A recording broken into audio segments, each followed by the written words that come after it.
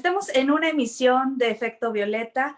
Les saluda Sandy Choreño en este programa de Spanish Public Radio. Como pueden ver, todavía seguimos en nuestros hogares en el confinamiento debido a esta pandemia, pero seguimos trabajando y seguimos atendiendo los asuntos de la comunidad y lo que les preocupa.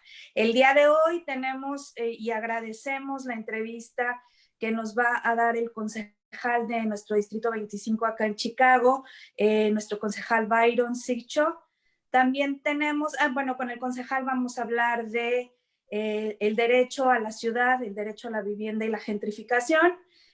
También tenemos a nuestra querida activista, amiga, artista Laura Crote, que nos va a hablar de lo último que ha pasado con el censo 2020 acá en Estados Unidos. Tenemos también a Elizabeth Juárez, que es colaboradora de Efecto Violeta y que nos va a hablar de la terapia COVID que recibió Donald Trump y por qué es controversial en este respecto. Así que les pedimos que no se despeguen, que se queden en Efecto Violeta, este programa de Spanish Public Radio. Yo soy Sandy Choreño y con esto damos inicio a nuestro programa. Comenzamos. Y pues ya sin más, damos la bienvenida a nuestro concejal del 25 Distrito, el concejal Byron Sigcho. Buenas tardes, concejal, ¿cómo estás? Muy buenas tardes, Violeta, muchísimas gracias por la invitación. Qué gusto saludarle, concejal. Pues tenemos aquí algunos comentarios que nos llegaron de la comunidad y que nos empezó a preocupar un poco el tema, porque en este programa se tratan los asuntos de derechos humanos, de género y de migración. En este caso, vimos que había algunas violaciones, y ahorita lo vamos a ir descubriendo, a los derechos humanos de vivienda digna, del derecho a la ciudad, el derecho a la participación ciudadana y el derecho a la información, entre algunos otros. Vamos a ir ahorita despejando algunas dudas, no sin antes decirle a nuestras escuchas que nos comunicamos con gente de la municipalidad para que tuvieran un espacio también en este programa, atendiendo el derecho de réplica, y nos mandaron algunos comentarios que los vamos a ir leyendo para tener las dos posturas y que la gente pueda estar debidamente informada. Entonces, concejal, buenas tardes. Voy a dar un breve resumen de lo que pasó. Se quiere hacer acá en el barrio de Pilsen, hacerlo un distrito histórico. ¿Esto qué quiere decir? Les voy a dar el contexto.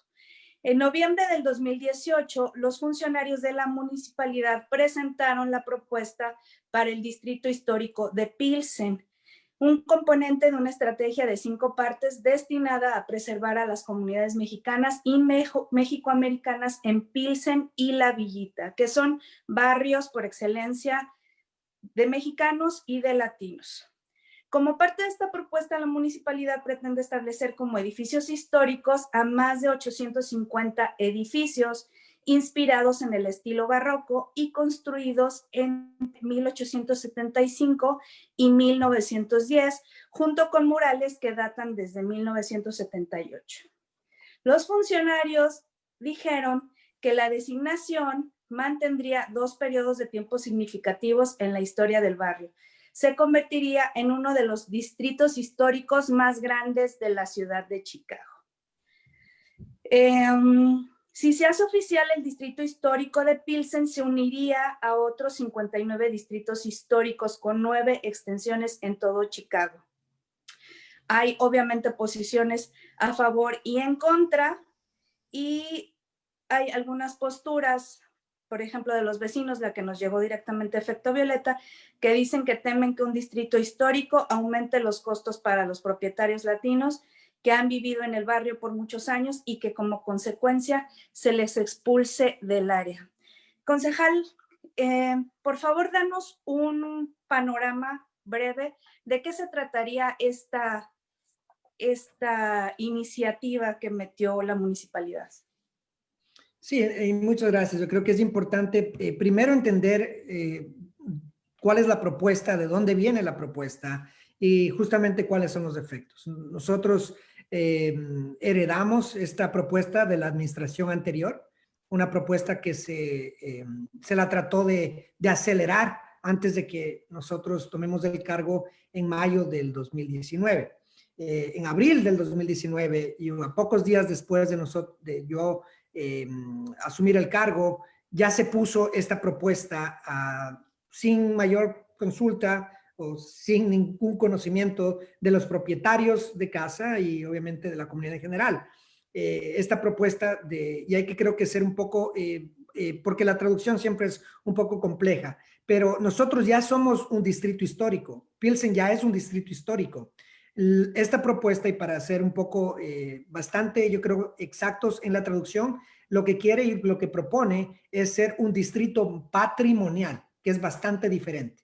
Ahora, claro, el distrito patrimonial, y lo que justamente Violeta explicaba, lo que hace básicamente es a 850 edificios identificados unilateralmente por el Departamento de Planeación de la ciudad, sin ningún diálogo, sin ningún tipo de análisis discutido con la comunidad.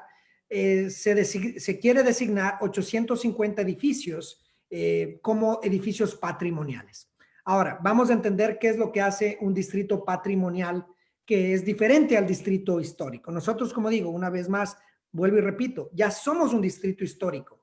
Muchos de estos incentivos que se quieren venderle a la gente ya existen muchos de estos incentivos para distritos históricos. Ahora, un distrito patrimonial es mucho más estricto en el tipo de reparaciones y rehabilitación, como dice, cómo rehabilitar un edificio al estado original barroco, al estado original arquitectónico de un edificio.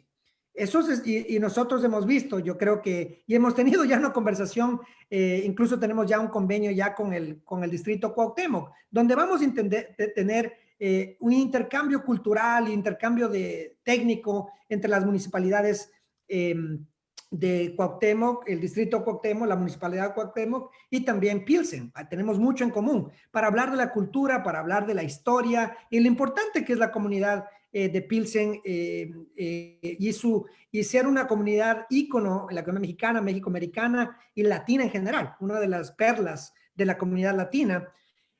Lo que esta propuesta hace, y ya existen algunos de estos incentivos, es básicamente exigir que estos edificios, estos 850 edificios, tengan que ser rehabilitados a su estado original. Entonces es importante saber, no es una propuesta de distrito histórico, ya somos un distrito histórico, ya existen muchos de estos incentivos, pero han sido muy pocos los propietarios de vivienda quienes pueden calificar para estos incentivos. ¿Por qué? Porque y nosotros en México, en nuestros países, sabemos lo que es restaurar un edificio patrimonial.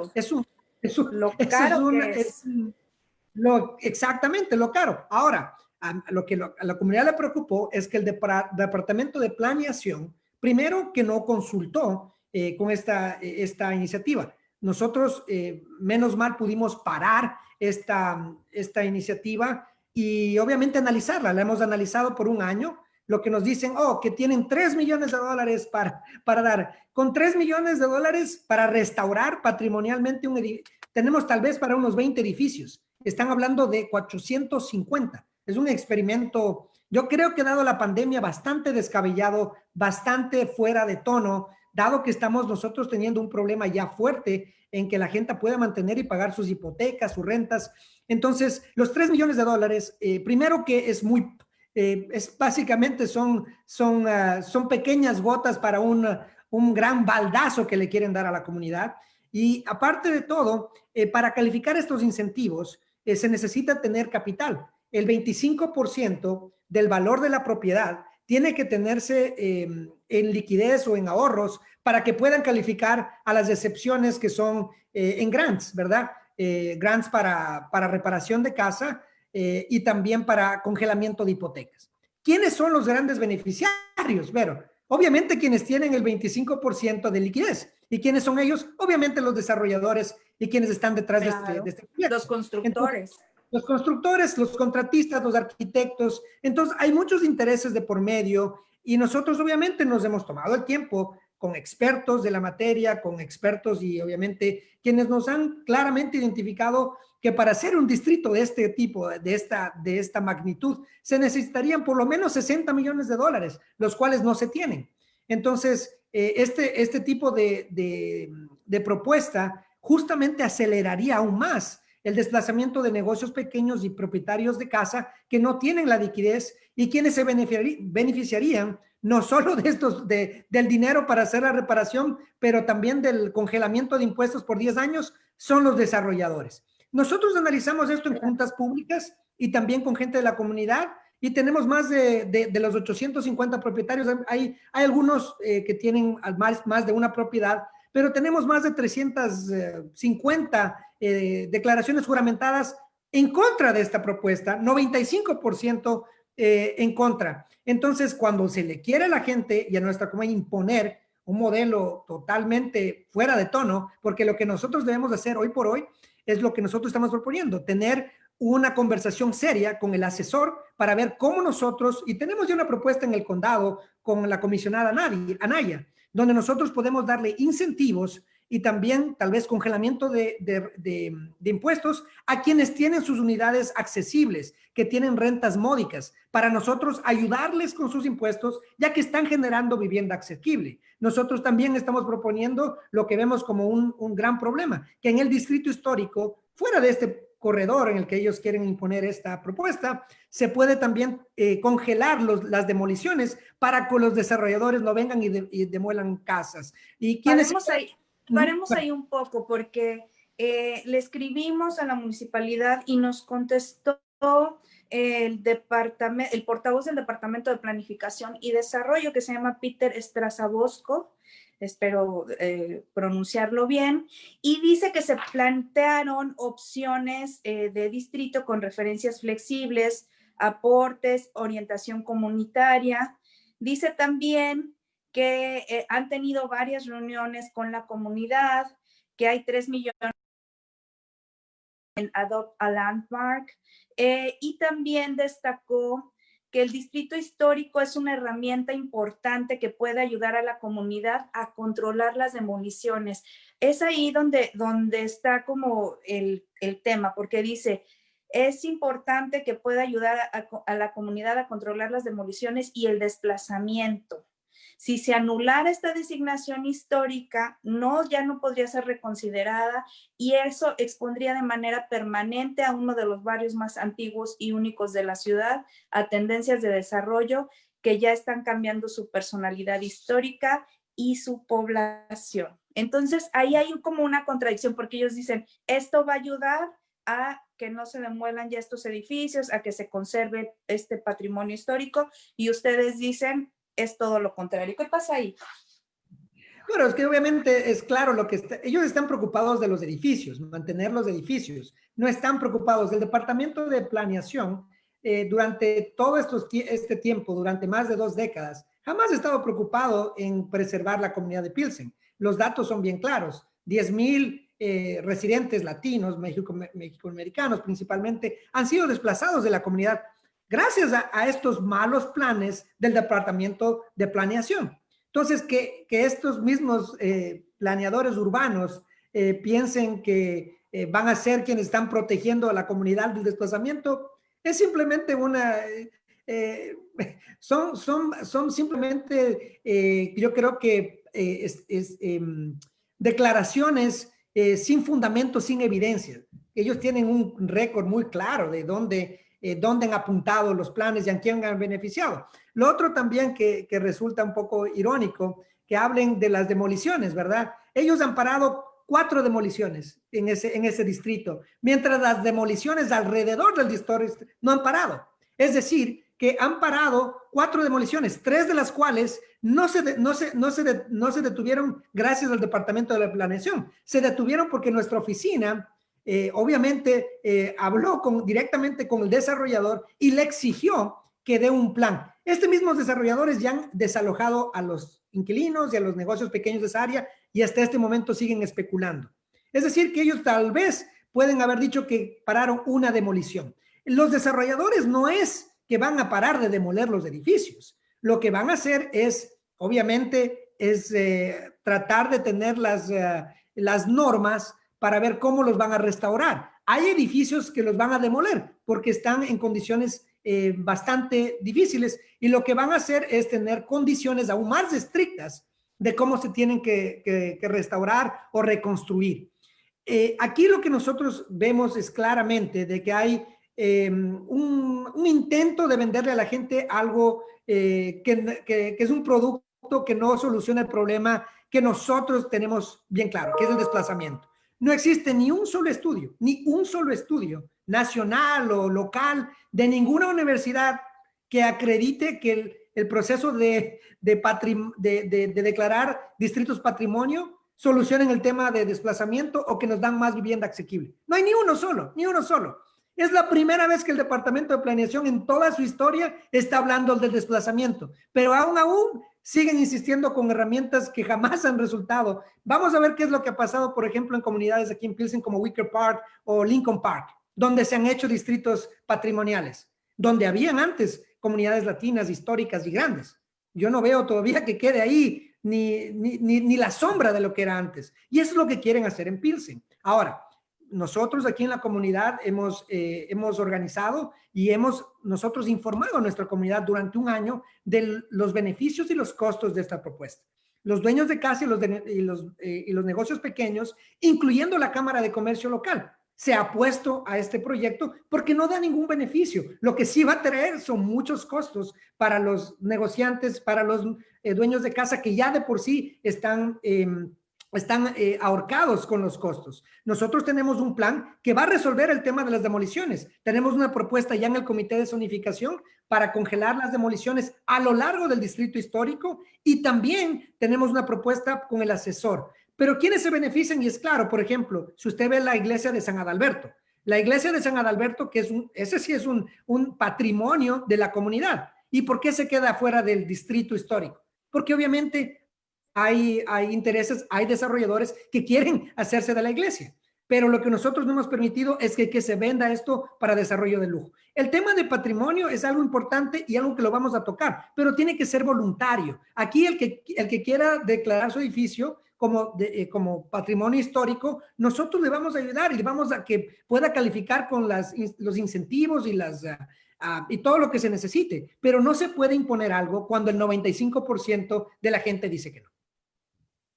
Hagamos un alto también ahí, porque ahorita con la narración que nos das, con la descripción que nos das, pues queda claro que el derecho a la ciudad, como lo establece la Organización de Naciones Unidas, el derecho a la vivienda digna, cuando la gente se siente preocupada, cuando tiene que estar peleando por sus derechos, cuando está solicitando información y no hay una información clara, fidedigna, donde uno pueda ir a verificar de qué se trata el proyecto, entonces también ahí hay un derecho violado, que es el derecho a la información.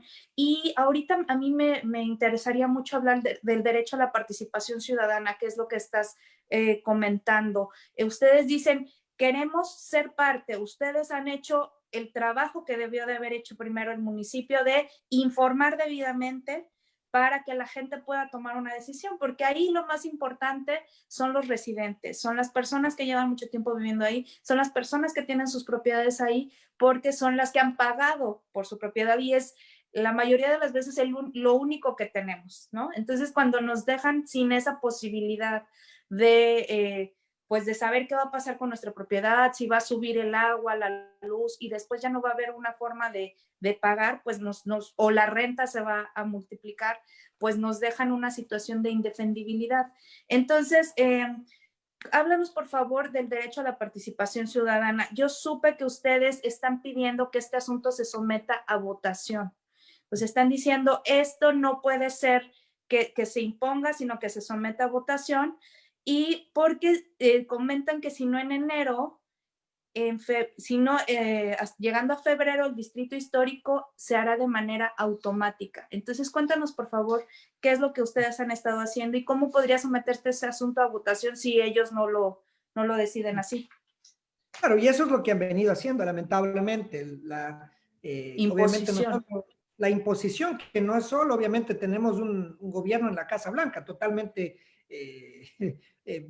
totalmente desconectado de cualquier valor democrático, pero aquí mismo, en nuestra misma ciudad, tenemos esos problemas de instituciones que no respetan la decisión local, no respetan los procesos democráticos y tratan con estas tácticas parlamentarias, ¿no? De buscar la manera de cómo imponer su voluntad, y los que siempre suelen perjudicados son los más vulnerables, las comunidades latinas, las comunidades afroamericanas, la gente más vulnerable. Nosotros lo que hemos hecho es respetado el proceso democrático, informar a la gente, buscar declaraciones juramentadas una vez que le demos la información a la comunidad y respetar la posición que tenemos. Lamentablemente no tenemos suficientes representantes políticos que respeten a sus constituyentes y la voluntad de sus constituyentes, y lamentablemente están en los bolsillos de estos inversionistas, los constructores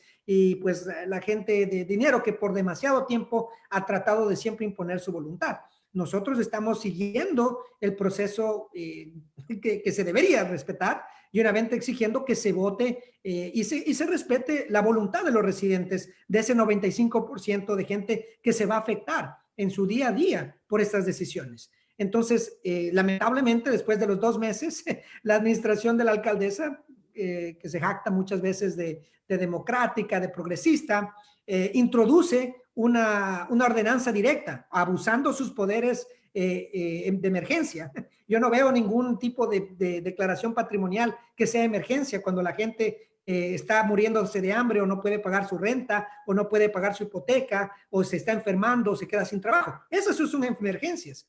Pero lo que trataron de hacer es imponer. Entonces, lo que pusieron en esta ordenanza, que es de bastante mal gusto, es o se hace la extensión o se ejecuta la ley. Entonces, que no se vota en el comité, se hace básicamente automáticamente la ley. Nosotros inmediatamente informamos a la comunidad de este atentado discriminatorio de tratar de imponer esto en una comunidad que ya ha sido afectada por demasiado tiempo por la corrupción de estos mismos departamentos y los políticos de siempre, que no ha cambiado en la ciudad. Pero que nosotros sí estamos ahora sí alerta y vamos a denunciar cuando se trate de imponer o afectar los intereses de la comunidad. Entonces nosotros lo que vamos a hacer es demandar un voto en la próxima junta del comité de zonas. Menos mal, yo soy miembro del comité de zonificación, así que vamos a hacer respetar, y yo qué bueno que tenemos ahora también medios de comunicación que nos permiten hablar la verdad y abiertamente. Yo creo que a veces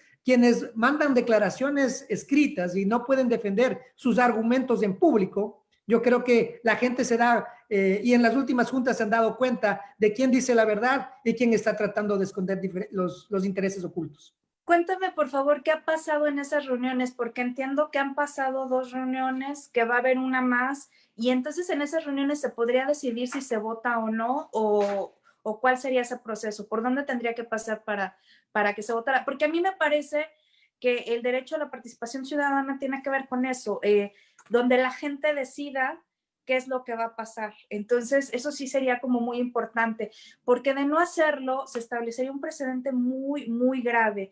De verdad, si no se contemplan estos mecanismos de participación ciudadana, donde la gente sepa que su voz es importante, pues entonces, ¿para qué estamos votando? ¿Para qué iríamos a votar en la próxima elección? Si de todos modos las ideas van a ser impuestas. Entonces, ¿qué está pasando en estas reuniones y cuál sería el proceso? Claro, y mire que nosotros somos, creo que, demasiado pacientes y muy democráticos, que estamos haciendo este proceso 2 veces. Lo hicimos ya hace 1 año y lo estamos volviendo a hacer una vez más y demostrando ¿Y qué pasó hace 1 año? ¿Por qué no se...?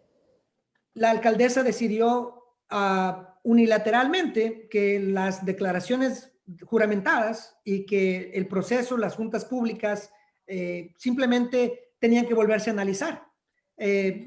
Yo creo que está, y ahora vuelve a quedar claro, en las últimas 2 juntas no hemos visto ni un solo testimonio a favor de esta propuesta, ni uno solo. Y han habido en las primeras, por lo menos en la primera junta hubieron más de 90 asistentes, creo que en la última 70, si no me equivoco.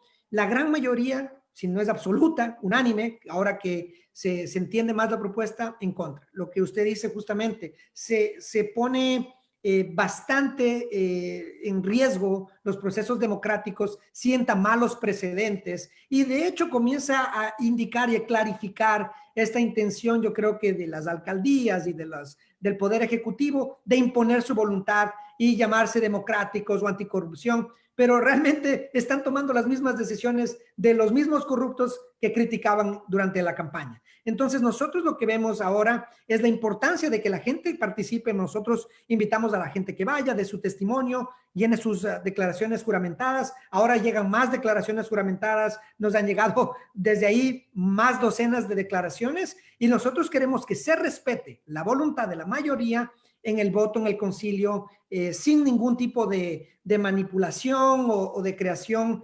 ficticia de los hechos. Es muy claro lo que ha pasado. Que sea transparente. Es transparente. Nosotros vemos los videos porque hemos pedido que se documente. Hay videos públicos donde está muy claro el testimonio, hay declaraciones juramentadas, han abierto juntas públicas, como digo, ya por 18 meses.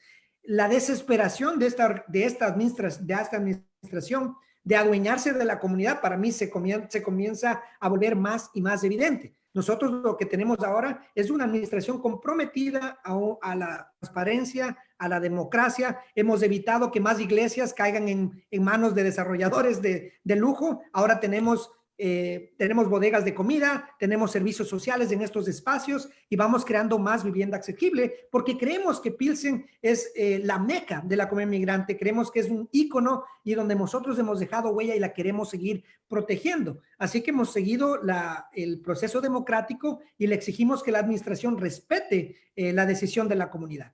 Y es una de los barrios que más dinero generan.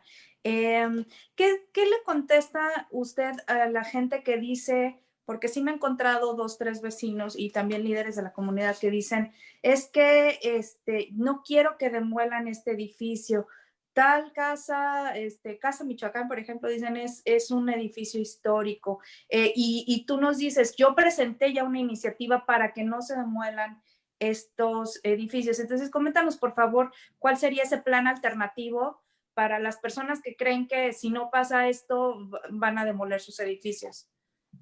Bueno, si no van a demoler ningún edificio, o sea, yo creo que hay bastante mala información y de mala fe. Los edificios, a no ser que sean condenados por temas de seguridad, no van a ser demolidos. Lo que nosotros vamos a ver, y eso es lo que va a pasar, como ha pasado ya, y puede usted hablar con negocios como Carnitas Uruapán o Memos, que son negocios históricos que han estado aquí mucho tiempo, durante décadas, que comienzan a ver ya que vienen los inspectores a exigirles que pongan las ventanas en base a lo que es un distrito patrimonial, que pongan sus rótulos en base al distrito patrimonial y lo que ya dicen algunos negocios pequeños. Eso me sale más caro, eso me sale más difícil. Y cuando los inspectores, si es que esto llegara a pasar, lo que nosotros no vamos a permitir, es que van a decir, bueno, ¿por qué no restauran? ¿Por qué no se ponen los materiales originales? Y para eso ustedes van a tener que contratar arquitectos, para eso van a tener que contratar ingenieros. ¿Y de dónde van a sacar la comunidad para contratar un arquitecto? Si tenemos con las justas para pagar la renta, para pagar los impuestos. Entonces, es una mentira que se le está vendiendo a la gente. Como digo, nosotros ya vamos más de 1 año y medio analizando detenidamente con expertos en la materia, con todos los hechos del caso, porque nosotros sí defendemos el bien común, nosotros sí estamos interesados a que nuestros negocios pequeños y nuestros residentes se queden en el barrio.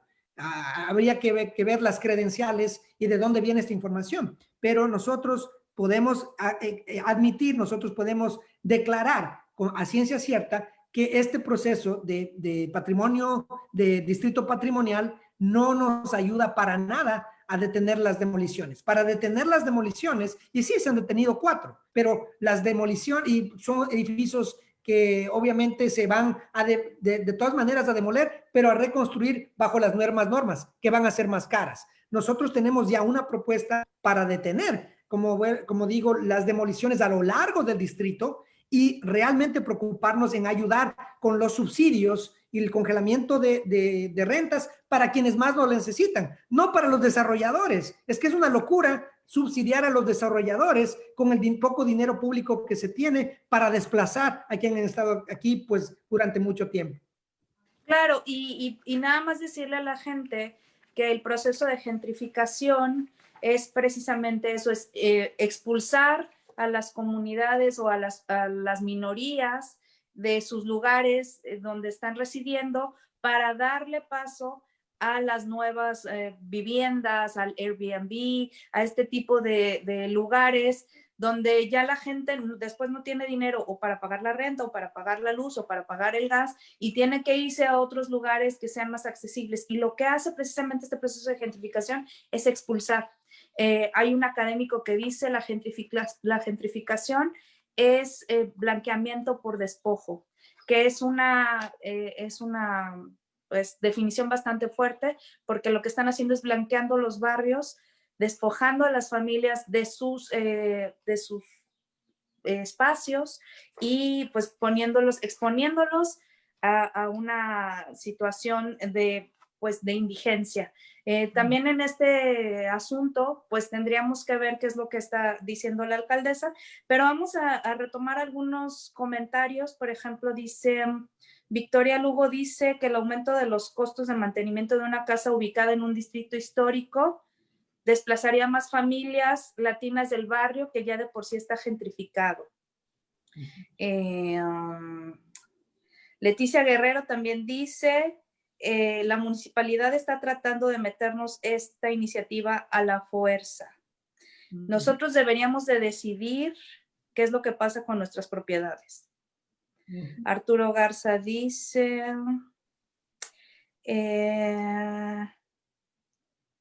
pues estas propiedades son lo único que tenemos, estamos preocupados por los incentivos, no sabemos si serán accesibles, porque tenemos que poner un mínimo del 25% del valor del mercado de la propiedad y está fuera de nuestro alcance. Tenemos otros más, pero sí vemos que está abrumadoramente en contra la mayoría. ¿Cuándo sería la próxima reunión, concejal? Entonces, nosotros estamos exigiendo que esto se discute en la próxima junta del Comité de Zonificación en noviembre. Nosotros creemos que es una responsabilidad del jefe del Comité de Zonas, el concejal Tani, del Distrito 44, en respetar, como es nuestro derecho, el decidir localmente qué es lo que nos conviene o no. Y como usted se da cuenta, muchos de los residentes, y algunos de ellos los reconozco, porque viven aquí realmente, y tienen sus propiedades, y les ha costado sudor y lágrimas, pues, mantener sus edificios. Entonces, para mí es una responsabilidad y para mí es urgente que, pues, mis constituyentes, quienes me eligieron, la gente de mi comunidad, sean obviamente respetados y obviamente que no se imponga nada, lo que justamente mencionaba una de las personas. Esto tiene que ser un proceso voluntario, como es en muchos lugares. Yo hablaba con personas del distrito 43, porque nosotros sí nos informamos bien y nosotros no nos dejamos impresionar, ¿no? Por las personas que dicen tener muchas credenciales, pero lo que no tienen yo creo que es la calidad moral, ni tampoco viven en esta comunidad para nosotros decirnos qué es lo que nos conviene. Entonces nosotros vamos a exigir la votación en noviembre, porque nosotros vemos y está muy bien, la comunidad está muy bien informada y se ha documentado bien, y como en otros distritos que me han dicho muy claramente que para ellos poder decidir, para poder decidir que esto se mueva para adelante, tienen que tener la mayoría, el 50+1. Nosotros tenemos el 95%. Si es que ellos decidieran saltarse o hacer alguna jugarreta, nosotros vamos a recurrir a cualquier instancia, incluyendo instancias legales, para que se haga respetar la decisión local. ¿Y no le parece también, bueno, desde mi punto de vista, un poco cruel que en esta época ahorita de COVID se estén llevando a cabo estos procesos donde la gente está ahorita, pues precisamente más preocupada por ver cómo va a pagar la renta, porque mucha gente se quedó sin un sustento, no tiene cómo pagar la renta, no tiene cómo pagar el gas, no tiene cómo pagar la luz? Entonces, hasta me parece un poco cruel. Tendría que ser pues sometido a lo mejor en otro momento. Para febrero seguramente seguiremos en el confinamiento porque esto no termina de cuajar, no tenemos una vacuna. Entonces sí me parece como pues bastante, pues cruel es la palabra la que yo le pondría. Sí, no solo cruel, yo creo que también es absurdo y yo creo que incluso de alguna manera deshonesto, ¿no? De que esto se quiera imponer a pesar de toda la posición que se tiene. Nosotros debemos enfocarnos, yo creo que como entes gubernamentales, en buscar la manera de ayudar al dueño de casa que en este momento no puede pagar sus impuestos y tal vez su hipoteca y pueda perder su casa. O al negociante pequeño que también se ha visto afectado porque obviamente la clientela, la capacidad no es la misma de antes. Nosotros necesitamos tener eso en nuestras mentes, esa es la prioridad, ayudar a que la gente no se nos vaya. Ahorita con los grandes problemas que tenemos, es descabellado, es absurdo y deshonesto tratar de imponer esto y discriminatorio, porque hay que decirlo así, porque en una comunidad como la nuestra, yo creo que en el distrito 43 no se permite hacer eso, entonces ¿por qué se trata de hacer esto aquí en el distrito 25?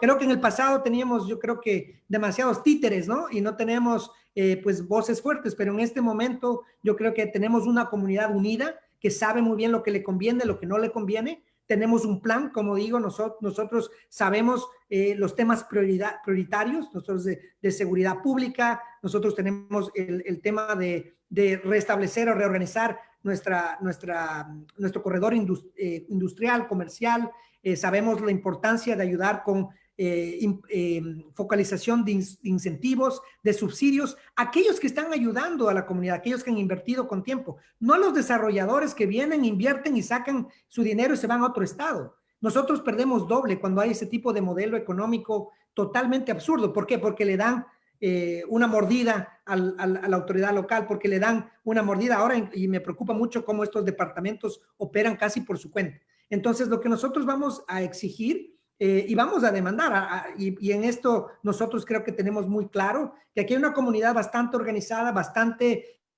coherente, y vamos a exigir ayudas y vamos a exigir subsidios, no para los desarrolladores, no para los que nos tratan de tomar el pelo, sino para quienes están aquí, han hecho comunidad, siguen haciendo comunidad, creen en nuestra comunidad, que tienen negocios, que tienen propiedades por mucho tiempo, y en eso nos vamos a enfocar. Nosotros vamos a demandar que la administración actual, que se ve que no tiene ningún plan y poquita coherencia, pues comience a escuchar un poco el sentido común de lo que está pasando con la gente que está ahora preocupado con los desalojos, el cierre de negocios, la seguridad pública, y ahora tenemos que hasta preocuparnos porque vamos a perder nuestra vivienda. Porque hay alguien que tiene una idea descabellada que la trata de imponer. Pero nosotros, como digo yo, nosotros ya no comemos cuenta. Pues bueno, aquí tenemos como muchísimos comentarios más de gente que dice el plan beneficiaría a los constructores con más recursos, no hay manera de competir con un gran constructor, no se tiene dinero para calificar para los incentivos, se expulsa a los propietarios de vivienda. Sergio González dice, vale la pena preservarlo siempre y cuando no estemos desplazando a las mismas personas. Va a empezar a parecerse a Lincoln Park o Logan Square, dicen. Entonces, pues sí vemos que es una abrumadora mayoría. Estaríamos, pues este programa siempre sigue abierto para que las personas que quieran mostrar su punto de vista, pues lo hagan. Desde este lugar lo que hicimos fue abrir el espacio para la preocupación de la gente que nos decían, ¿cómo le hacemos para que nuestros derechos no se vean violentados? Estamos, como bien lo comentabas, estamos siendo discriminados, estamos siendo despojados de nuestras viviendas, no sabemos qué va a pasar, y añadirle una preocupación más ahorita a las preocupaciones que tenemos, a las verdaderas preocupaciones, pues nos ponen un estado de alerta. Entonces, pues por este momento te agradeceríamos, concejal, la entrevista, y te pediríamos a nombre de este programa de Spanish Public Radio que nos mantengas al tanto de lo que pasa, incluso a lo mejor poder ir a cubrir alguna de las reuniones para documentar qué es lo que está pasando y estar muy al pendiente de todo lo que pasa. Al principio comentabas de, por ejemplo, cómo se hermanaron con la delegación Cuauhtémoc y en la Ciudad de México, y pues ahí comentarte que yo que soy de allá, pues paramos también unos desarrollos en el corredor Chapultepec muy fuerte. Los vecinos, éramos muy pocos vecinos, pero hicimos que el jefe de gobierno en ese momento, Miguel Ángel Mancera, pues no hiciera un centro comercial en una avenida histórica. Entonces, sí se puede, la participación ciudadana siempre es importante y pues muchas gracias por representar a las personas que te eligieron. Sí, muchísimas gracias. Simplemente para el comentario acerca de, claro que los edificios son importantes, mucha gente las ha mantenido, como digo, con sudor y lágrimas, pero también hay que mantener a la gente, ¿no? Los edificios y a la gente. Es lo que hace nuestra comunidad especial y es lo que nosotros vamos a hacer como prioridad. Pues manténnos informados. Muchísimas gracias y estamos aquí pendientes. Vamos a seguir con Laura, pero por el momento te dejamos a ti a trabajar. Gracias por esta entrevista y nos vemos muy pronto. Gracias. Gracias. Gracias. Buena tarde. Pues seguimos precisamente aquí en Efecto Violeta. Le vamos a dar la bienvenida a nuestra compañera Laura. ¿Cómo estás, querida Laura? ¿Estás por ahí? Sí, Te aquí tuvimos un estoy. ratito ahí en espera, querida amiga. ¿Cómo No, estás? no, no, al contrario, pues escuchando, tratando de entender, yo no vivo, no resido en el barrio de Pilsen, pero pues mi vínculo a Pilsen ha sido constante, o sea, desde que llegué hace 20 años a esta ciudad, llegué de hecho a Pilsen, a la calle Racine, ahí esa fue mi primera residencia, y de ahí en adelante, pues siempre el vínculo ha sido por el lado cultural, por el lado de amistades, por el lado este, de la gastronomía, claro. Oye, querida Laura, pues deja primero presentarte con nuestro auditorio. Laura es una amiga, es activista, es artista, como ella misma decía, es muy activa en la parte del teatro, cantas también, cantas, querida amiga, ¿verdad? Haces como de todo y pues eres activista, estuviste trabajando en la parte del censo y por eso era importante tenerte aquí en Efecto Violeta. Entonces, no sé si quieres decir algo más de ti que la gente no sepa. Bueno, me divierte un poquito que me presentes como activista, te lo agradezco. Yo creo que de todos modos dentro de la actividad que he Todos hecho, somos sí, activistas. efectivamente participa uno de esa manera. Yo soy actriz de teatro de profesión de miles de años, desde México y desde que llegué aquí, entonces, pero pues los teatreros nunca sobrevivimos solo del teatro y entonces siempre andamos en muchas otras cosas. Entonces he trabajado mucho con la educación, he trabajado mucho con la comunidad y ahora me tocó trabajar con el censo también, entonces para nada soy una experta en ese tema, pero sí me tocó de lleno pues estar dentro del caldo de las cosas, ¿no? Pues por eso te hablamos, precisamente porque cuéntanos primero cómo fue este proceso del censo, cuánto tiempo duró, cómo viste la participación ciudadana, si hubo, no hubo, tuviste ahí algún problemilla. Cuéntanos, por favor. Pues mira, primero es la cuestión de que mucha gente pues aplicó, ¿verdad? Solicitó el ser partícipe del censo. Yo creo que hay gente, me encontré gente que lo ha hecho por varias veces, ¿verdad? Durante los diferentes censos que se han hecho cada 10 años. Y otros, como en mi caso, por ejemplo, pues era la primera ocasión. Varios actores conocidos habían aplicado antes de que nos agarrara la pandemia y que entonces hubiera sido un excelente, pues, ingreso, ¿verdad? Y sustento, dado que nuestra industria, como muchas otras, pues se vino abajo. Yo tengo cancelaciones hasta del año que entra, o sea, hasta Ay, sí. verano del 2021 tengo cosas canceladas. En fin, entonces el participar fue una enseñanza muy, muy grande. Yo estuve trabajando en los barrios de Back of the Yards, de McKinley Park y de Brighton Park. Entonces, somos parte, digamos, de varias diferentes wards, ¿verdad? Somos también parte del Distrito 4 y bueno, 3 vecindarios muy vecinos. Fue muy interesante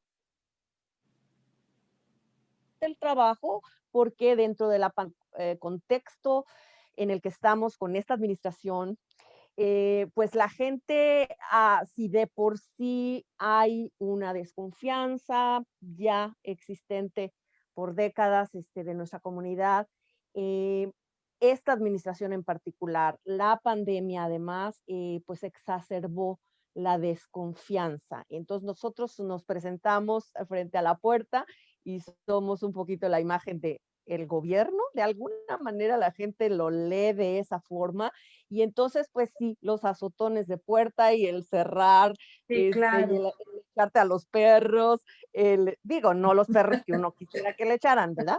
Pero no, situación de perros es en serio.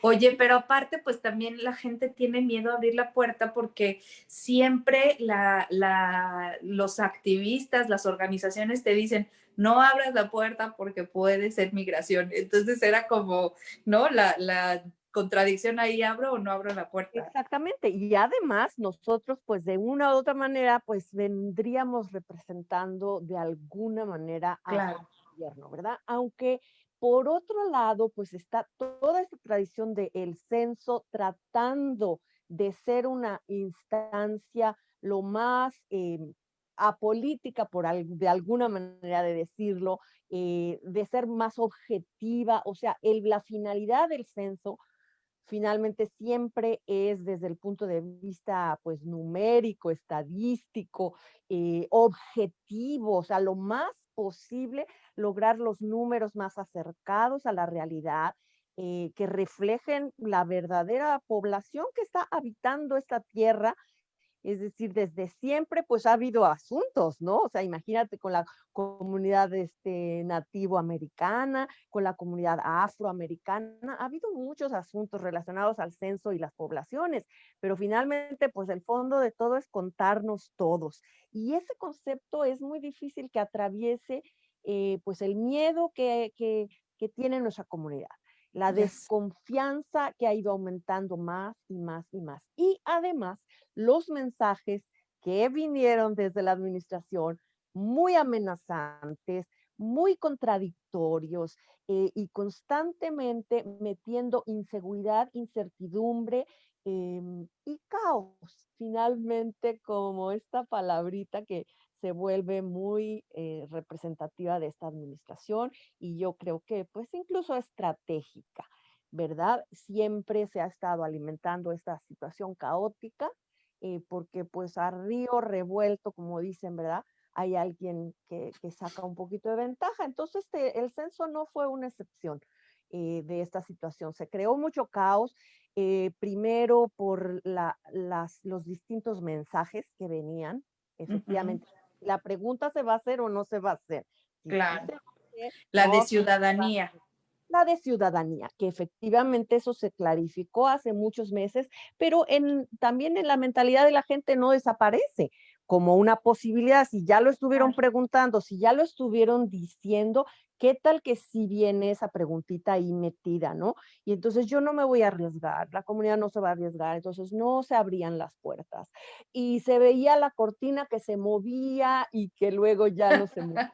La música que se oía a todo volumen y de repente ya no hay música, ya nadie conversa y a los niños se les calla y se les aleja de la ventana, porque los niños están encantados de ver a alguien finalmente en Claro. esta pandemia encerrados y alguien extraño y saludándoles en la ventana. Pero pues los jalaban casi de los pelos, así, métete, Para que no Escuincle. salieran. Oye, querida, pues yo vi de verdad a muchísima gente en la calle, muchas mujeres con sus cuestionarios, muchas organizaciones, vimos a nuestros representantes, a Byron, a Almanaya, vimos a la cónsul general Reina Torres, vimos a Chuy García, bueno, una cantidad Aaron impresionante, las Ortiz, organizaciones Teresa Calor, Ma. todo el mundo decía, cuéntense, vamos a hacerlo, tal, tal, tal.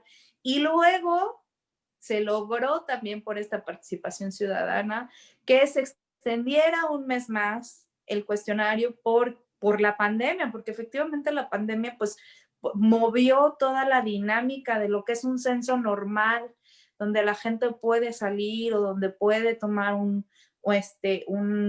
cuestionario por computadora. Entonces se supone que íbamos a tener hasta finales de octubre para llenar el censo y estábamos con esa idea, pero ¿qué pasó hace unos días? Que fue que por eso te hablamos y vimos, ¿qué pasó? ¿Se canceló? ¿Qué pasó? Entonces, mira, digamos, continuando con esta cuestión de la confusión, de los mensajes contradictorios, de las noticias sorpresivas, ¿verdad? Lo que sucede es que de por sí la pandemia pues detiene las cosas como debieron haberse desarrollado desde el mes de febrero, marzo, abril.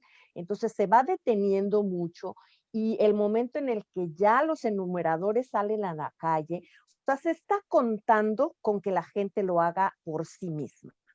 O sea, el censo hecho por cada uno ya tiene muchas décadas sucediendo, pero siempre está la labor del enumerador vivo que va a ir a tocar la puerta y a asegurarse que todos se hayan contado. Entonces, se recorta el tiempo de la visita, y entonces pide la administración de Trump que se corte al final de septiembre, cosa que era francamente pues ilegal. Una corte federal, hubo muchas instancias civiles que luchan contra esta decisión. Finalmente, una corte federal establece que él no tenía derecho de haber cortado el tiempo y se dice avancen hasta el 31 de octubre y contraataca. El naranja contraataca y entonces retiran y vuelven a decir no, que sí se va a terminar. Entonces, toda esa cuestión, ¿a qué nos llevó? A que de todos modos el censo, que por cierto ha recibido a algunos appointments, no sé cómo se dice, estuvieron estableciéndose algunas cabezas del censo que venían mucho del mundo político, cosa que también da una mala Claro. seña de que están poniendo gente en la institución del censo que ya tienen una corriente, que ya tienen una tendencia. Claro. Entonces vuelve a haber más todavía preguntas y cuestionamientos. Entonces, ellos ya estaban listos para cortar el 30 de septiembre y a los enumeradores nos dijeron, pues aunque hayan dicho que hasta el 31 de octubre, ustedes terminan el 5 de octubre. Y entonces volvimos a repelar, digo volvimos, porque muchos de nosotros participamos incluso en entrevistas que se hizo en la radio pública. Hay una reportera, Esther Young, que hizo muchos reportes. Valdría la pena recorrer todo lo que ella estuvo informando para tratar de clarificar las cosas. ¿Cómo se llama ella? Ella se llama Esther Young. Ok. Yoon, y Okay. ella tiene muchos reportes en WBC que vale la pena darle seguimiento. Y entonces se dice, no, hay que seguir hasta el 31 de octubre. Pero, ¿qué es lo que pasa? Que ya la operación estaba decidida para que se terminara antes. Entonces ya a los enumeradores no nos mandaron a las casas. O sea, nos mandaban a un caso, a dos casos por día, imagínate, 1 o 2 casas por día. Ya haber casos totalmente perdidos de edificios inmensos con 600 o no sé cuántos apartamentos, que nadie te va a abrir la puerta, Claro. que la administración del edificio no te está abriendo. O sea, perder nuestro tiempo, para mi punto de vista. Claro. Siendo que nosotros como enumeradores nos dábamos cuenta que las direcciones que había creado el censo, a partir de mapas, a partir de la información que ellos usan para tener las direcciones, no estaban abarcando a todas las unidades residenciales, porque tú sabes que un edificio en nuestros barrios no es una casa. Hay 5 o 6 residencias ahí, porque está el basement, ¿cómo no? Y está el ático, ¿y por qué no el coach house? ¿Y por qué no el primer piso tiene la parte de enfrente y la de atrás? Pero eso nadie lo puede saber, sino un enumerador que está frente al edificio, dándose cuenta, ¿saben qué? Aquí hay más gente que hay que contar. Y sí es cierto que la gente no abría la puerta, es cierto, pero si el censo además hubiera escuchado a los enumeradores diciendo, oye, este edificio, ¿qué crees que tiene más residencias y hubieran producido las direcciones, en una de esas la gente abre, porque sí también me tocó gente amabilísima, gente entusiasmada, gente diciendo tenemos que contarnos, pase lo que pase, hay que contarse. Y había la estrategia de decir, no tienes que dar tu nombre. Yo era mi primera información que daba es, no tienes que dar, ¿tienes alguna duda? No des tu nombre, vamos a decir papá, mamá, hija 3, hijo 4. El chiste es contarnos, porque Claro. cada persona trae bajo el brazo un dinerito para el distrito. Y ahorita Claro. estamos clarísimo la cuenta, y ahorita los expertos urbanistas, los expertos de las estadísticas están diciendo que este es uno de los peores censos de la vida. O sea, de por sí la pandemia, pero todas estas situaciones un poco extrañas de cómo se hizo el sistema, todas las informaciones controversiales, el que se cortó, no solo la enumeración, sino que les cortaron la fecha final en la que tienen que entregar los números finales. Eso se les recortó y eso es Y muy lo, importante. y lo Muy que importante. decíamos fuera de cámaras, o sea, estos números van a durar por 10 años, entonces sí preocupaba que no nos contáramos. A ver, nada más quiero que me clarifiques, o sea, esta decisión de decir ya no se va a llevar hasta finales de octubre, ¿quién la tomó? ¿La tomó el Ejecutivo Federal? ¿La tomó la Casa Blanca? Fíjate que yo no quiero dar una información Bueno, pero fue que el no sea Ejecutivo. precisa, pero me parece que del Ejecutivo vino tanto la primera intención de recortar a fin de septiembre y los datos finales a 31 de diciembre, que no eran las fechas originales, según lo que yo entiendo. Entonces ya Y ahí entonces, pidieron un corte. Entonces la Corte Federal reclama, Corte Federal reclama y dice, la fecha debe de ser por lo menos 31 de octubre, por lo menos, y la final no recuerdo cuál era, pero también no me le recorten el tiempo. Y entonces se volvió a soltar el, ok, síganle, y de todo vino el contraataque. Otra contrademanda, o no lo sé decir con precisión, así que no me sí, sí, tomen en sí. cuenta esta palabra, No, pero no viene somos el aquí contraataque, abogadas, así que no sabemos. dice, no, sí se va a cortar y se corta. Y así fue que terminamos abruptamente. Y el problema es que desde que se había cortado la fecha, también a los enumeradores se les empezó a dar unas instrucciones de apúrale, apúrale, apúrale, y corta, y corta, y corta, y ya cierra los casos, cierra los casos, cierra los casos. Y a veces son unas instrucciones que pues ciérrale a como sea, pues pon que nadie, o sea, no mis supervisoras, pero sí hubo enumeradores que reportaron que las instrucciones eran ya, ciérrale y acábale y termínale. Entonces, y no soy la única, ha habido muchos enumeradores que han decidido hablar. Entonces, bueno, la esperanza es que esto se repele, o sea, se replique, en el momento en que empiezan a salir las estadísticas finales, pues se diga, ¿saben qué? Este censo, por donde le veas, no está bien hecho y ojalá que se pudiera aceptar una especie de auditoría exterior, una especie de asesoría exterior que venga, digamos, de institutos más objetivos, más dedicados precisamente al urbanismo y a las estadísticas, que puedan dar algunas instrumentaciones para poder ver, sabes que aquí en esta zona no, definitivamente no es representativo, no se tomó bien por esto y por esto y por esto, o sea, con razones, ¿verdad? Aquí, por ejemplo, el estado de Illinois dice que estábamos al 99% terminados. Y que era 71% de la gente que lo respondió por sí misma, ¿verdad? Ándale, Un pues. 28% del trabajo de los enumeradores. Pero, por ejemplo, en nuestro distrito nos quedamos en 58%. Entonces, cuando a nosotros nos mandaban a 2 casas o a 3 casas, yo les decía, esto no tiene lógica. O sea, si Claro, mi barrio está al 50% de logrado, ¿cómo es que no hay direcciones que yo vaya a visitar? O sea, no es claro. posible, no tiene lógica que no nos estén mandando, al contrario, a todas las casas que se nos están quedando sin contar. Entonces, hay muchas razones para que este censo no sea tan preciso, no sea preciso. Oye, querida Laura, pero entonces ya está la decisión y ya se acabó el Se censo. O acabó, sea, ya. ya. Hoy entregamos todos los equipos, ayer nos despidieron y se acabó la operación. Se recogieron todos los datos y están empezando a procesar. El asunto es que normalmente, después de que se termina, viene un proceso en el que el censo empieza a clarificar qué pasó aquí, empiezan a revisar, margen de error, es decir, todas estas prácticas ningún censo es perfecto.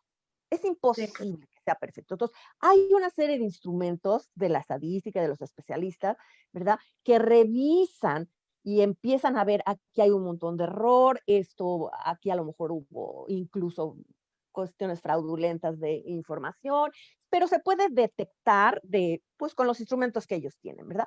Ese Claro. es el tiempo que también se cortó significativamente.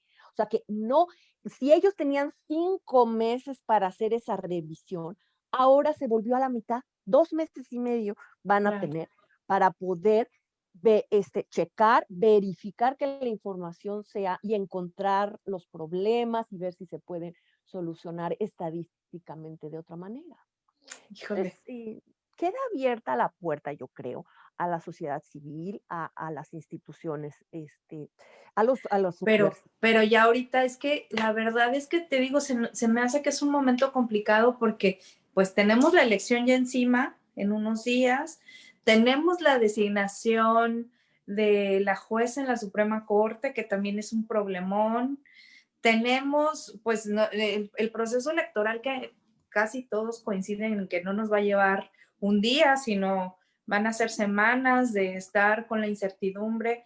Entonces, me parece que ahorita el momento es pues delicado para precisamente estar también atendiendo esto, pero pues más bien te pediríamos, querida amiga, que nos estés manteniendo al tanto de todo lo que está pasando, tú que estás ahí directamente en el ajo, que supiste cómo se movió desde abajo todo este problema, que recibiste instrucciones directas para ciertas cosas, entonces que nos vayas ahí comentando para ver qué va a pasar con esto, porque como bien decías, pues cada persona que no se cuenta, pues refleja en nuestra vida real menos presupuesto, menos beneficios, menos, y luego en un estado como Illinois, donde hay demasiados inmigrantes, pues sí nos pega precisamente en nuestra vida Nos pega cotidiana. muy fuerte porque va a afectar en los distritos, en la distribución y la representación congresional, o sea, del Congreso. Eso tiene un efecto directo en la representación en el Claro. Congreso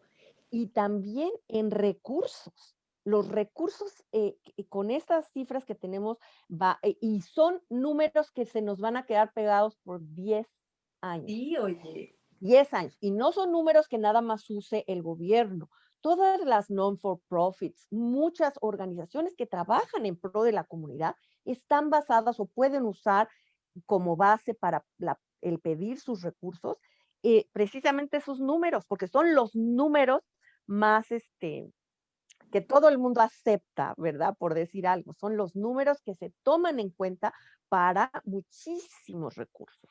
Y entonces yo sigo abierta y sé que hay muchos líos ahorita que tenemos frente a nosotros, pero yo creo que no se debe echar en saco roto y solo decir, pues ya, salió bajito y a ver, pues ya en el 2030 le corregimos. No. Tenemos que seguir No. empujando desde nuestras trincheras, cada uno lo que podamos hacer, alzar la voz, ir con nuestros congresistas, con nuestros representantes y pues pedir que cada quien, como te decía, desde su trinchera haga algo.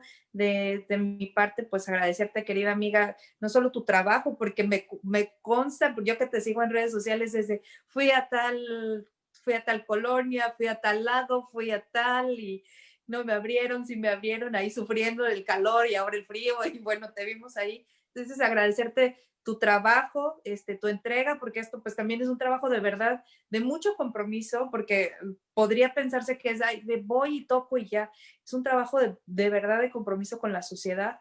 Entonces te lo agradecemos y pues también que nos mantengas al tanto, querida amiga, de todo lo que va a pasar, porque no lo vemos fácil de aquí al siguiente año. No, pero muchísimo gusto. Creo que vale la pena sí conversar esto y sobre todo también para reeducarnos todos y entender pues cuán importante hubiera sido contarnos, ¿verdad? Y si para tenerlo en cuenta también para la juventud y cuando a ellos les toque dentro de 10 años, pues también que entiendan lo importante. Muchas gracias por la invitación también, Sandy. Gracias, querida. Pues ahí nos vemos pronto y vamos a darle ya inicio a nuestra querida Elizabeth Juárez. Gracias, Laura. Bye. A Elizabeth Juárez, mi querida amiga, también colaboradora de este espacio. ¿Cómo estás, querida Elizabeth? Dejamos ahora sí ya en la final de este programa. ¿Cómo estás, querida? Desde Texas. Bien, muy bien, me da mucho gusto. Siento como que me estoy quitando todas las telarañas de extraño el radio, entonces tanto tiempo. Pues fíjate que ya lo tenemos que hacer, nos estábamos resistiendo, la verdad, yo decía, voy a hacer el programa hasta que esté la UNAM abierta, pero nos han surgido tantas cosas que decíamos, si no se atienden, también se quedan ahí y son cosas que van pasando y que tenemos que ir viendo. Entonces, tú nos vas a hablar el día de hoy de el presidente de los Estados Unidos, Donald Sí, Trump. sí, porque ha sido muy controversial desde que admitió o declaró, ¿verdad? Porque ya no se sabe realmente qué es lo que está sucediendo, que había adquirido el COVID. Entonces había mucha especulación, como todo el mundo sabe, mucha gente nos cuestionamos si realmente estaba o no enfermo, y fue todavía más extraño, y creo que sobre todo, ¿no? Por esa recuperación que fue así como milagrosa, ¿no? De la noche a la mañana ya sale, ¿verdad? Y se quita el tapabocas, ¿verdad? De una manera así muy triunfalista, dicen, no dejen que los controle el COVID, ¿no? Entonces todo eso fue muy, hablando de gente teatrera, bueno, pues tenemos uno en la presidencia. Amiga, nos van a deportar. Pero bueno, a ver, Donald No, Trump no importa. dice, el 1 de octubre admite que tiene COVID y el 3 de octubre Ya ya no tiene COVID.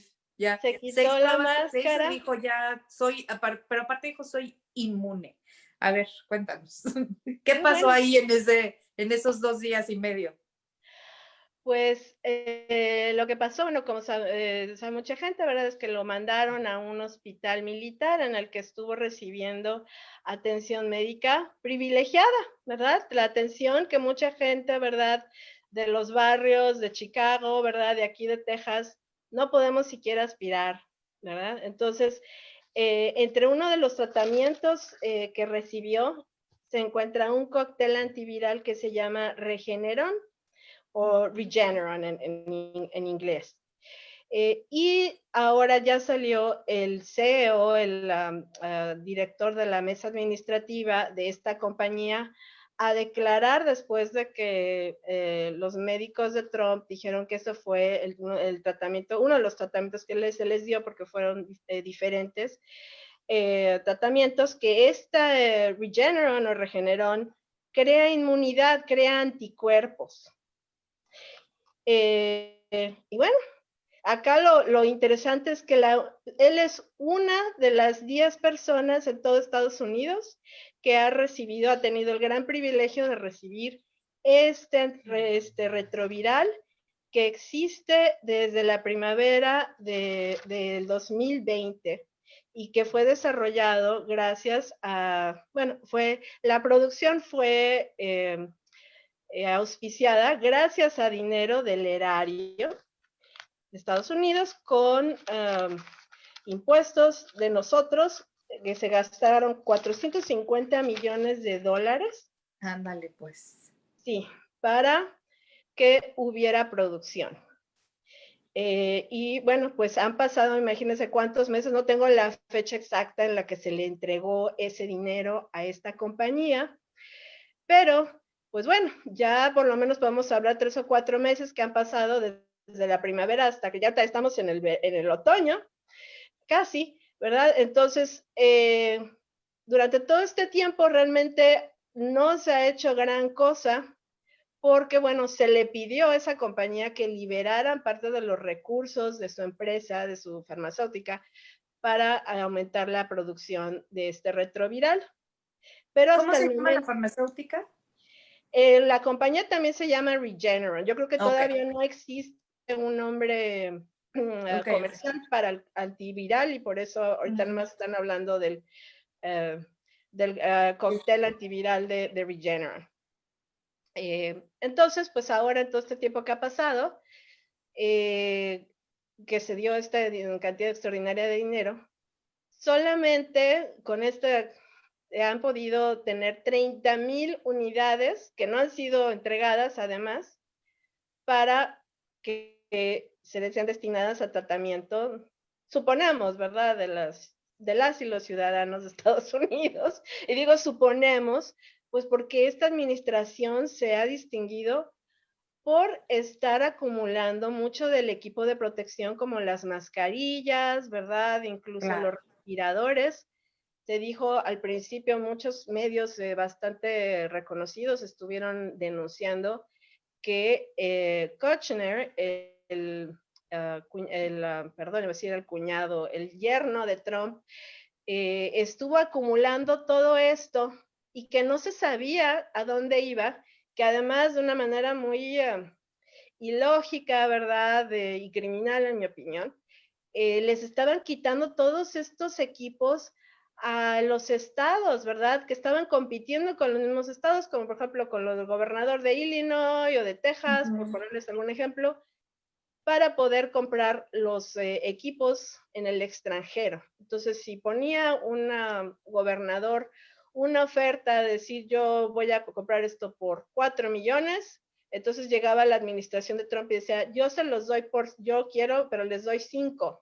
Entonces lo daban a la administración federal y el estado, que era quien sí es, cualquier estado que estaba compitiendo con ellos, que iban a atender directamente a la gente a los ciudadanos, a la gente de pie con estos equipos, se quedaba sin el equipo.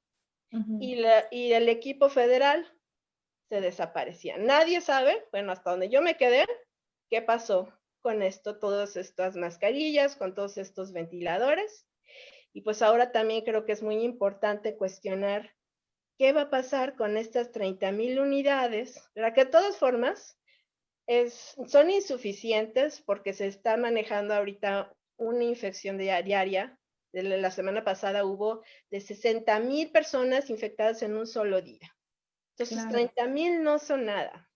Y viene la pandemia más fuerte, porque estaba yo leyendo ayer, me parece que en el Wall Street Journal, que decía que la influenza ayuda o intensifica el COVID, es decir, que en el invierno tendríamos a lo mejor aumento de casos, pero a ver, repítenos cuánto se le dio. A ver, ese dinero que nos estás diciendo se le dio a una empresa privada para que desarrollara medicamentos contra el COVID, pero no se ha tenido como acceso a los medicamentos, excepto al presidente de los Estados Unidos. Excepto el presidente, se le entregaron 450 millones de dólares de nuestros impuestos. De nuestros impuestos a esta farmacéutica que, bueno, tiene muy poquitos casos que pueda demostrar, ¿verdad?, que haya efectividad. Solamente se ha probado en 10 personas. No tengo el dato de las pruebas en laboratorio que pueden haber hecho con animales, pero bueno, hay evidencia de que ya que produce inmunidad. Pero, oye, sí, dime. Perdón, no, termina y te pregunto. Ok, entonces pues acá el problema es de que todas estas unidades están, ¿verdad? No sé si están, ya dicen que ya tienen 30,000, que fue lo que compró el pueblo de Estados Unidos con este dinero. Pero solamente 10 personas en todo Estados Unidos han tenido acceso a este retroviral. Entonces, para mí, y bueno, para mí lo que se me hace lo controversial es que una de ellas sea el presidente, que además de todo fue bastante negligente con su cuidado personal durante toda la campaña, ¿no? Entonces, además de que estaba utilizando recursos, ¿verdad?, para él estar seguro, lo hizo pues de una manera pues bastante irresponsable, ¿no? Pero no se justificaría, digo, no es que o sea, no es santo de mi devoción, pero pues es el presidente de los Estados Unidos, digo, es una de las naciones más poderosas. Tener al país en vilo porque no sabíamos si el señor estaba bien o estaba mal, o si era una mentira, o si algunos datos que nos decían que ya tenía fiebre, que había tenido algunas convulsiones, entonces no se sabía cómo en realidad, no se justificaría que se le haya dado pues una atención, digamos, pues peculiar, dada la importancia de la Sí, persona. es muy válida tu pregunta, porque sí se habló de que, bueno, había bastante actividad a nivel de inteligencia de parte de otros países, estaban tratando de investigar cuál era el estado de salud de Trump. Obviamente la bolsa cayó, la bolsa de Estados Unidos es súper reactiva. También estamos hablando de un problema de seguridad nacional, de economía, pero además de todo, bueno, lo que ya les platiqué, de que pues es dinero del erario y que lo utiliza, creo yo, de una forma electorera, que es otra cosa que lo podemos platicar más adelante, es que ellos tuvieron una ventana de tiempo bastante importante, porque estamos hablando, como digo, mínimo 3-4 meses, para poder haber invertido muchos más recursos en este retroviral y no lo hicieron. Y solamente hasta ahora que el presidente se infecta y que entonces sale a presumir, miren, yo quiero que porque eso lo dijo textualmente prácticamente, yo quiero que toda la gente en Estados Unidos reciba el mismo tratamiento que yo recibí y que sea gratis. Pero el director de la mesa administrativa de Regeneron ha dicho que pues en este momento no es posible para ellos materialmente tener los recursos, ¿verdad? Liberar suficientes recursos de producción para poder hacerlo, ¿verdad? Y también un director anterior de la CDC dijo lo mismo. Se perdió la oportunidad. Ellos pudieron haber incluso involucrado a más compañías farmacéuticas para que tuvieran la producción suficiente para atender a más personas, ¿verdad? Aunque estamos hablando de que es un tiempo récord en el que estas compañías, ¿verdad? Porque hay más de una que están haciendo este tipo de tratamientos que aparentemente están funcionando, pero durante todo este tiempo Trump no hizo nada. Entonces únicamente ahora, ¿verdad? Que faltan muy pocas semanas para que llegue la elección. Como entonces, dos. sí, entonces ahora sí se va a ocupar de algo que creo que era una tarea urgente desde el momento que ellos supieron que este retroviral tenía buenos resultados. Oye, y desde tu análisis, entonces, esto que ha estado diciendo, lo dijo ayer y lo dijo en el pasado debate, que fue, me parece que los primeros días de octubre, dijo, yo les voy a dar, bueno, no, en el pasado debate no, porque no estaba todavía enfermo, pero ayer lo dijo y lo ha estado diciendo, la gente va a tener acceso a este tipo de medicamento, como bien lo dices, medicamento que tiene inmunidad, que ya dijo el doctor Fauci que eso es una mentira. Entonces, esto obviamente pues tiene tintes electorales, pero ¿tú crees que sí permea en la opinión de la gente? Ahorita ya estamos, pues, algunos días, algunas encuestas lo ponen ya a Biden como el gran ganador. ¿Crees que sí tenga alguna reacción positiva en la gente? Lo que han dicho las encuestas, de lo que refleja la opinión de los votantes independientes de los estados, ¿verdad? Los swing states, ¿no? Que los que a veces votan a favor de los demócratas, a veces de los republicanos, es que tienen una mala opinión del actuar, ¿verdad? En general, en cuanto a la pandemia, pero también sobre su cuidado, del autocuidado que ha tenido de su salud.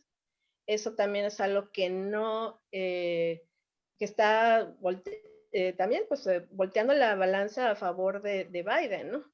Porque pues desgraciadamente sí estamos en un país tan dividido, ¿verdad? Que llevamos generaciones así, ¿verdad? De gente que solo vota republicano desde que empezó a votar y se va a morir votando republicano, igual en el espectro demócrata, ¿no? Entonces desgraciadamente pues estamos digo desgraciadamente, ¿verdad? No porque ser votante independiente sea algo malo, ¿no? Sino que yo quisiera que hubiera más votantes Claro. independientes.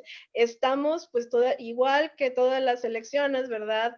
A la merced de una cantidad de población muy pequeña, ¿no? Y bueno, que desgraciadamente en estados como Florida, ¿verdad? Que hay un movimiento antivacunas fuerte, ¿verdad?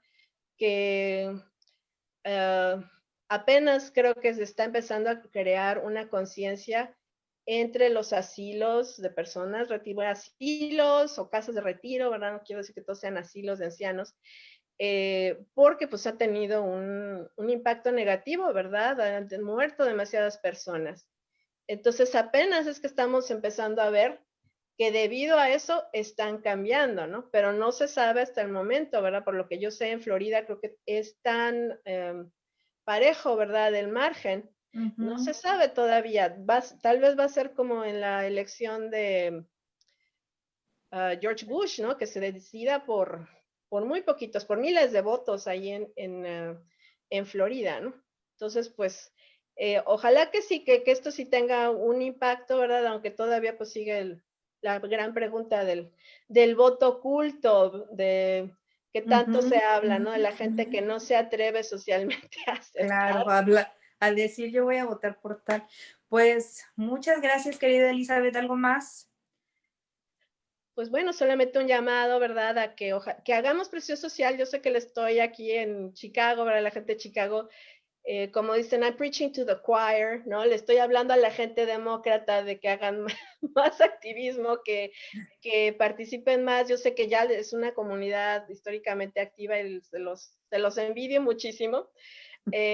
Pero sí me gustaría, ¿verdad? Que sí hubiera algo de presión para que en caso de que el señor se reelija, porque no sabemos, que se le obligue al gobierno federal a que realmente hagan su papel y que si retroviral o cualquier otro de otra compañía o alguna vacuna funciona, que hagan lo que su trabajo, que es tratar de conseguir que haya dosis para la gente, porque para todos y todas. Para todos y todas, porque decir que hasta que nos tenemos que esperar, están hablando de hasta mayo, la gente que no estamos en situación de riesgo alto, pero que creo que todos estamos en riesgo, pues realmente es bastante preocupante, ¿no? Claro que va a tener un impacto en la economía fuerte y en la sociedad de muchas maneras. Pues este programa seguramente la próxima vez lo haremos desde México después de que nos deporten, ¿verdad? Nos vemos allá, querida amiga. Pero valió la pena. No, estoy jugando, bueno, espero estar jugando y que no nos tomen así, pero te agradecemos como siempre tu comentario, nos estaremos viendo aquí en el próximo programa de Efecto Violeta. Le voy a dar la voz a nuestra querida Ana Yancy, que está desde Ginebra ayudándonos en los controles técnicos para que nos diga algunos comentarios que tenemos por ahí que no puedo ver porque tengo ahí mi teléfono, pero querida Nayan, ¿si nos podrás echar la mano? Sí, claro que sí. Tenemos algunos comentarios de Facebook, por ejemplo, que saludan a Elizabeth Juárez. Dicen, también, bueno, algunos comentarios dirigidos a los anteriores ponentes. Por ejemplo, preguntas relacionadas sobre esto de los distritos históricos, si se puede como replicar en otras partes, en otros estados y cómo puede actuar la comunidad latina. Por ejemplo, Diana Reyes dice, estaría bien que se le preguntara qué es eso de firmar entendimientos con una alcaldía en Ciudad de México para saber al menos si sabe que firmó. ¿Qué otra cosa? Bueno, ahí le mandan saludos a Laura Crote, que es muy interesante su participación. Y bueno, creo que son todos los comentarios que tenemos por ahora. Bueno, Regina González también pregunta ¿a qué plazo este plan podría aterrizar y con cuánto quórum? Esto dirigido al concejal. Comunicación anticipada, difusión para poder asistir, aviso en todos los medios posibles, pide como más información, ¿no? Para que la comunidad esté más informada. Creo que es todo por aquí. Bueno, pues muchísimas gracias. Agradecemos a todas y todos que se hayan conectado. Si existe un tema importante que tengamos que abordar, estaremos en una próxima emisión de Efecto Violeta y pues nos vemos en la próxima. Muchísimas gracias a Laura, muchísimas gracias a Elizabeth. Muchísimas gracias al concejal y nos vemos en la próxima edición. Hasta luego.